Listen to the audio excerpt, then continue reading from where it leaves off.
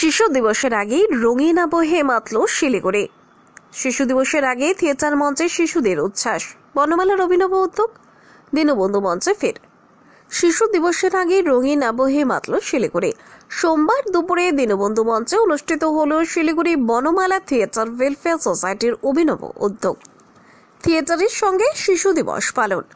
বাচ্চাদের হাতে হাত রেখে পরিবারের সকলেই হাজির হয়েছিলেন থিয়েটারের আসরে। একের পর এক নাটক মঞ্চস্থ হয়ে জমে উঠেছিল দীনবন্ধু মঞ্চ। পরিবেশিত হয় তিনটি জনপ্রিয় নাটক, রবীন্দ্রনাথের কাবুলিওয়ালা, মনোজ মিত্রের ফ্যান্সি ও ন্যান্সি, এবং শিশু কিশোরদের উপযোগী খোয়া।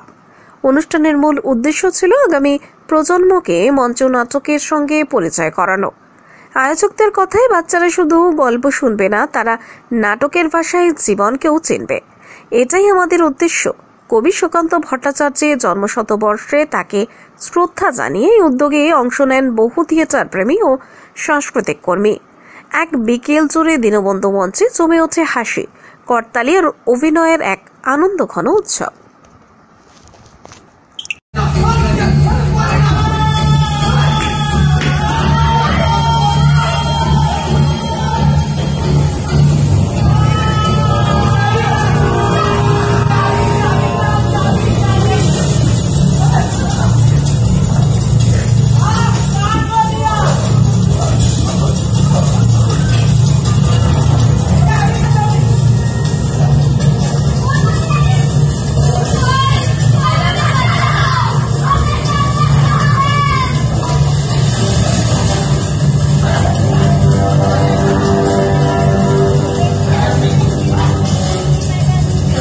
আমরা শিলিগুড়ি বনমালার তরফ থেকে বছরভর প্রত্যেক মাসে নাটকের অনুষ্ঠান করছি।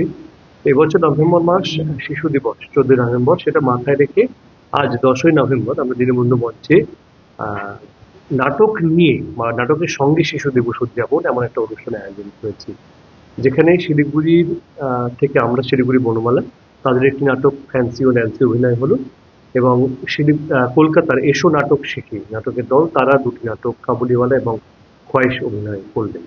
আমরা স্কুলগুলোকে আমন্ত্রণ করেছিলাম, শিলিগুড়ির স্কুলগুলোকে এবং আরো কিছু সংস্থাকে, যারা বাচ্চাদেরকে নিয়ে যেন আসেন নাটক দেখতে।